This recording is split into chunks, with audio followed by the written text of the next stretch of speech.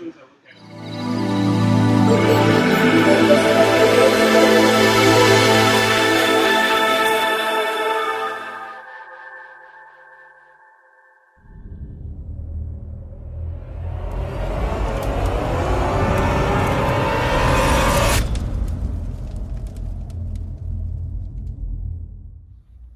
Hello everyone, I'm Professor Little Tony Pacenski, and the purpose of this video is to highlight something that was very difficult for me at first to learn. Through lots of training and seeing it multiple times over, I was able to finally understand how to do the cross-side escape that Rickson Gracie teaches, Master Rickson Gracie. He had taught it to me several times, and I just couldn't pick it up. It was just too hard for me to apply with stress. And the backstory to this was, when I was learning it, his son Crone came up to me and he said, "Hey, I'm going to save you some nightmares. Here's what I've done to make it work for me." And he kind of went and did his own thing, and I really appreciated what he showed me at that moment. But I was really like, man, I really want to do it like your dad. I really want to be able to master this.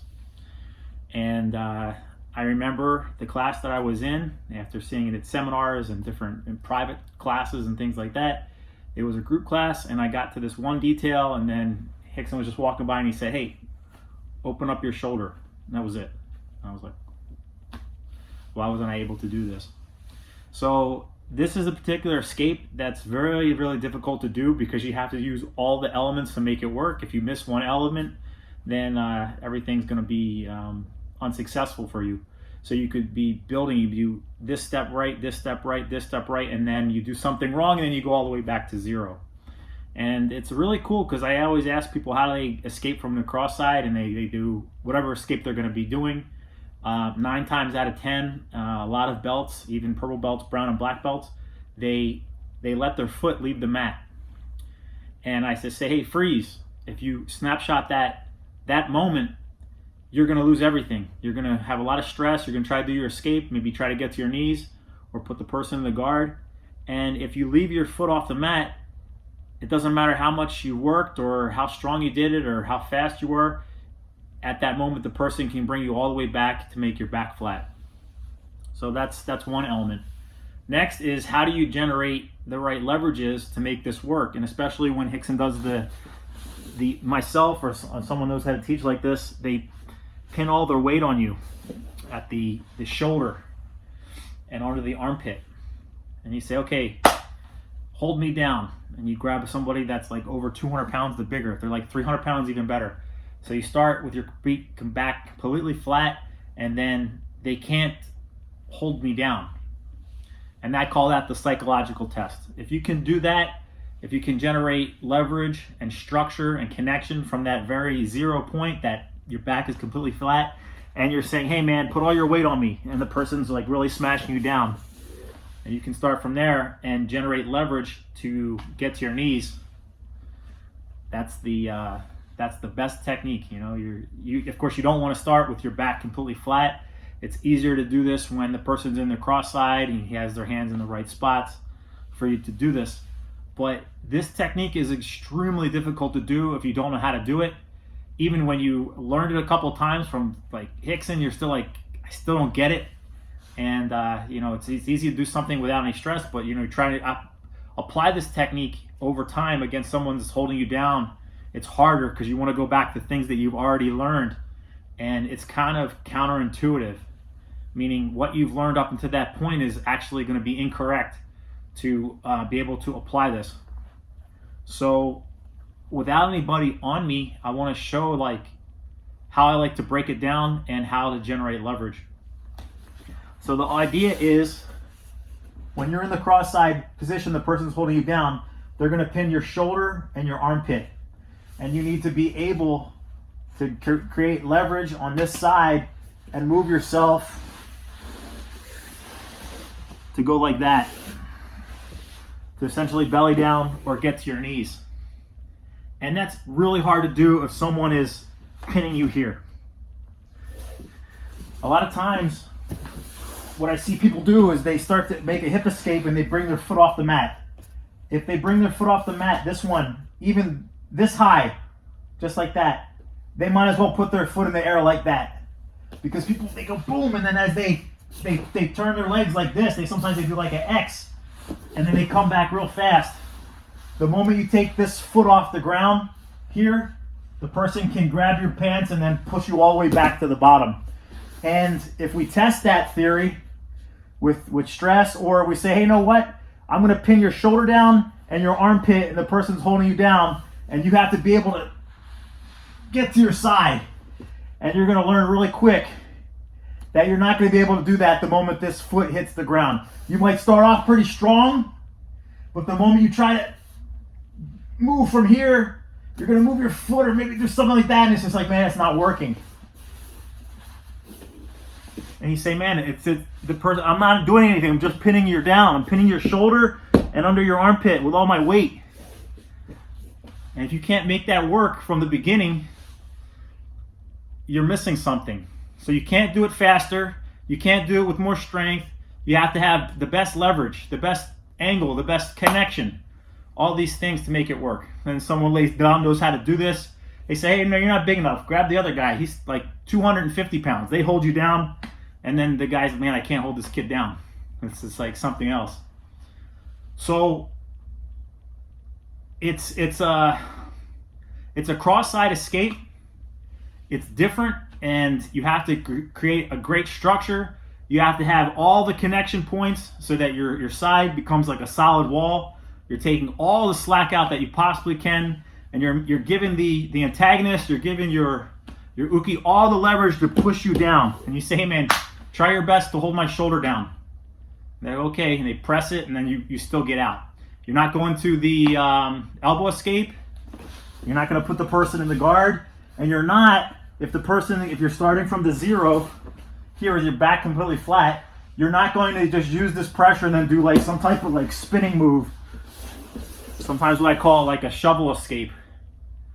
And that's what Cron actually showed me. He's like, hey man, I just do this, and he had like a really good way of like making his hips kind of like a spin. And I was like, oh, that's really cool, man, but that's not what I want to do. I'll apply that in a different, that was like the third aspect. Elbow escape, get to your knees, and then try to do like this spinning technique.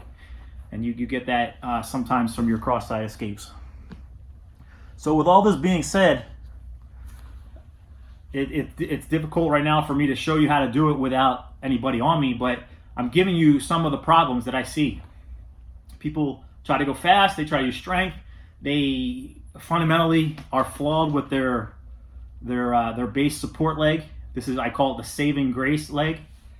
And a lot of people are taught over time from the zero to like bridge their hips and then connect their elbow and knee here so that they can do the elbow escape, or they get to here, they have the leverage, and then they can move their foot out and then pop up. So, you train someone how to do that over a 10-year period. They get their black belt, and they keep doing this all the time. They keep making that structure, that elbow and knee connection, which is really cool because that gets you into the half guard. It gets you into the guard. It gets you into a place where you can start to get to your knees. You're on your side. So everything in the book, it's all correct. But to do this particular escape, when you're starting with a guy pinning your shoulder and under your armpit with your back flat, that connecting your elbow and knee, that elbow escape position, it's not going to work. You're not going to be able to belly down during the psychological test. So that's the next clue to the puzzle. The first is your saving grace leg. The next is the clue of stop connecting your elbow and knee together. And I tell that to all the black belts. I say, man, you got to like unlearn this right now. And they go, oh my God, that's so hard to do because it's so in my muscles. I go, yeah, but it's to do this particular escape, you got to unlearn that. And I think that was one of my biggest hurdles at the very end. Like I was doing everything right. I understood how to create a leverage. I understood how to activate my foot, my hip, my side, my armpit, my arm. That whole side felt like a solid wall. But I just didn't know how to hip escape out to belly down when the person put the pressure down. And I would be like, man, I just can't do it. And then if I did the psychological test, it could keep failing me. So, you know, kept going, and then Rickson's walking by and said, "Hey, fix that." And I opened up my shoulder. I was like, "Oh my God, it's counterintuitive, you know? That's the big reason." So, all these things you have to do. And I'm going to show you what I do, and then I'm going to show you how I like to teach it. But without anybody on me, to start from the zero, I have to do this.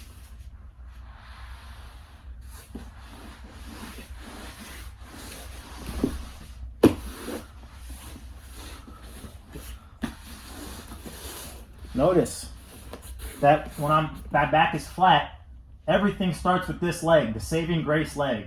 I take my foot out as far as I can make it. Keep going. This is normal. This is what I want. Now, the knee, the foot is on the mat. The knee can't be like this. The knee has to be stuck in a 45 degrees. This is a great beginning structure that you can use all the way to the end. So I get here. So if this person is pinning my shoulder down during the psychological test, and he's pinning my armpit underneath, I'm here. I can't move. What I can move is this.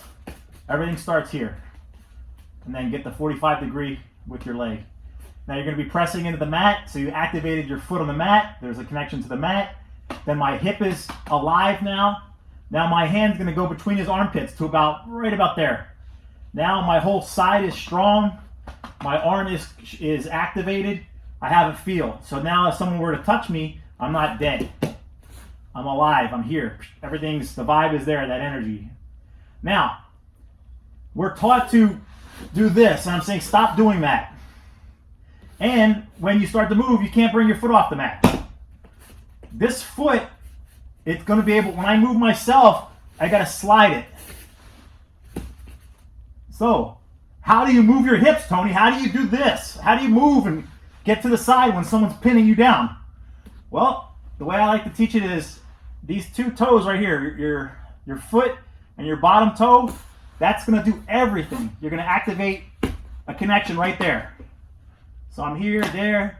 I'm going to move my hips with this foot, not this one. Look. That's it. So what I like to teach people to do is take your foot off the mat, hold your knee, and put your foot in the mat. Hip escape. Hip escape. See, you can move yourself with this foot, the near side leg, which is typically not taught in Jiu-Jitsu. It's like, that's not how you do it. Well, that's how you do it. So we're here, make the connection, everything's vibing. I need to make my hip escape. And instead of doing this arm does not do this anymore.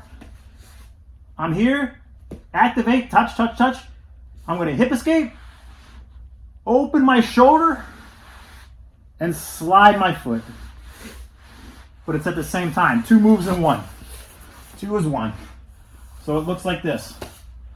Everything's activated. Everything is strong. Here. I'm ready to go. He's holding me down. He's got everything going. He's like, man, it feels different.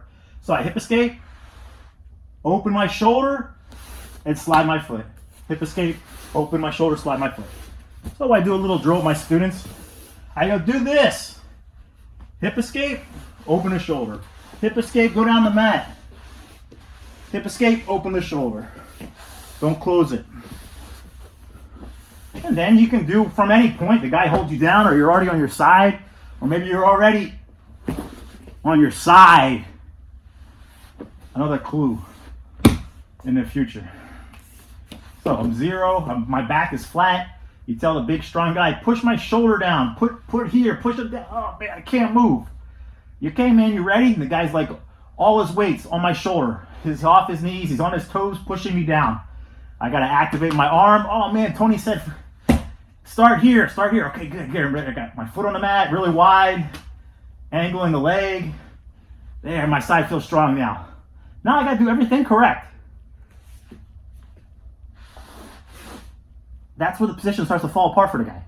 I gotta do this one more time, and it's boom. Now, if I ask that big strong guy to come on top of me on the cross side, it's easier to do the move with all the leverage. But it's the psychological test if you could do it from the bottom here, from 0, have the guy put all his weight down. Because look, I can't hip out, take my foot off the ground, boom, the guy will push me down. You probably won't even get that far. You'll go here, the moment you leave this foot, boom, dead. Oh, I'll just do it. Bah, bah, doesn't work. Now I'm like, good, close your eyes. Breathe. My whole side, everything from the moment I touch the mat, boom. Now I'm ready to go. How do I start to move? The bottom foot here, the near side one. Hip escape, open, and slide at the same time.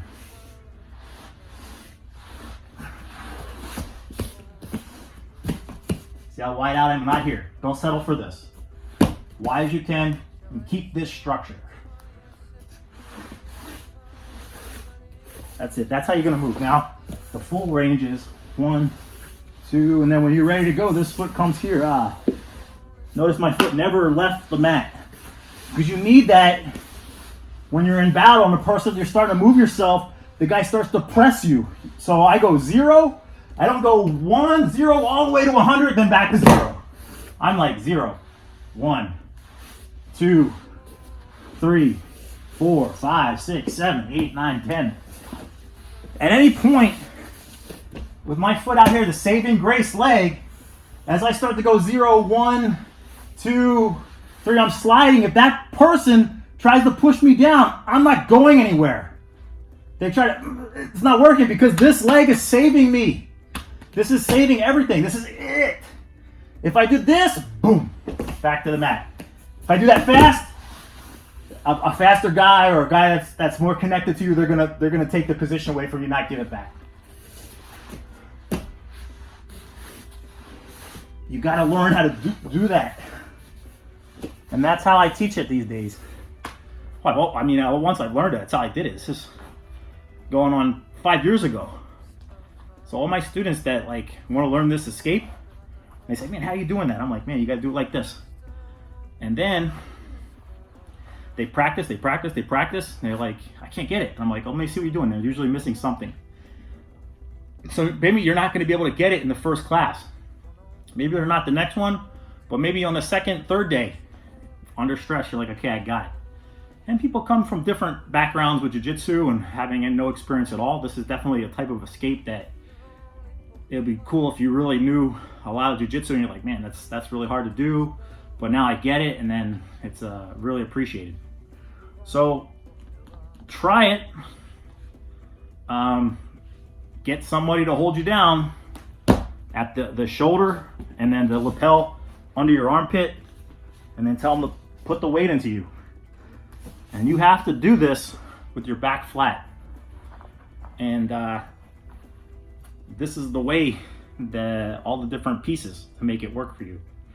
So if you've been teaching this and you see something in it that you like, add it. If you like how I kind of broke it down by teaching how to move your hips with the near side leg and open up your shoulder, that's almost everything. I mean, well, connection in the far side hip, making that whole side connected, get that vibe, that's everything. But you can't just have one and not the other. I mean, you can't just do one and not the other. So you need both. And then you really got to get out of the habit of connecting your elbow to your knee and opening that up if you want to do the belly down technique. So I can do this with, the biggest guy I ever did it was like 350 pounds. And it really helps in a seminar. I've pinned the guys down. They don't know what to do. Like, I don't get it. And I kind of point to them like, hey, because you opened up your leg right there, and then pause right there. So I don't have to really get into a struggle with them. I just go, look, stop. At this moment, I can make your back flat. Then I grab the big guy, tries to pin me down. I go from completely having the worst position, like my back's completely flat, to turning myself, and then being able to generate enough leverage to get to my knees. And that's very powerful. And you can do it slow. You can do it like in a good pace. You can do it fast. But if you can't do it fast if you don't know how to do it slow, and you can't do it correctly if you don't do all these things.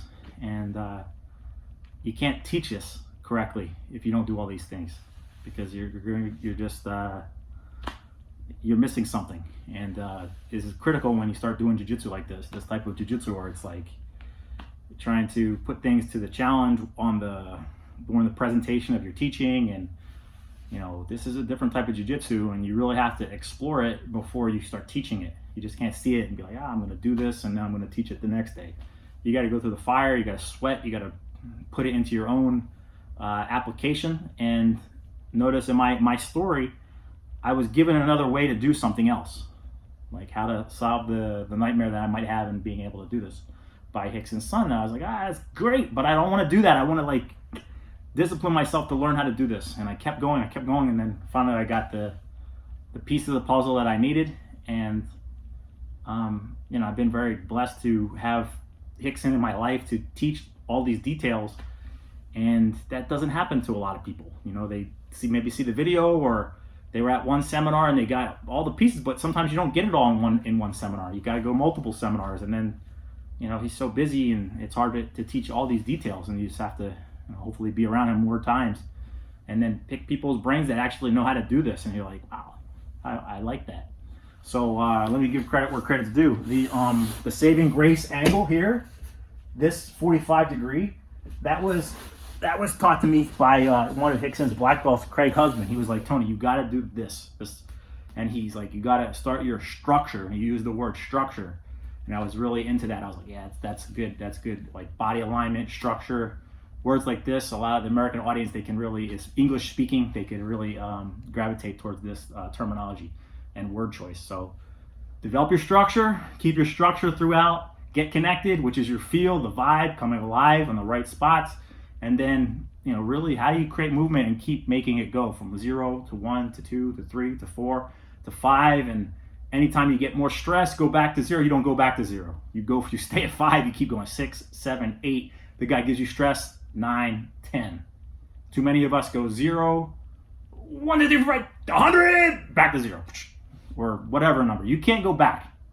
You have to take the position away from the person, that even from the bottom. And that's a big teaching in Rickson Gracie Jiu-Jitsu. As we move along, you're going to start learning more principles that how he influences the middle position, how you can control or influence the middle position. And if you can start doing that, you're gonna pick up a major concept or principle, major concept of his game. And I like to liken it to, again, just using the cross-side as an example. When you're a top person, you want to make the person's back flat, the guy on the bottom here. So everybody's trying to pin the guy down. And if you're in this angle right here, the person can press you down. All right, they get here, things collapse. But it's very, very hard if the person on the bottom has a better angle in the middle. So as you start to press them down, they go here. And they have this type of angle here. It's like, man, I can't press the guy down. Can't do it. And if the person on top really tries to press a person down, hopefully they can't do it.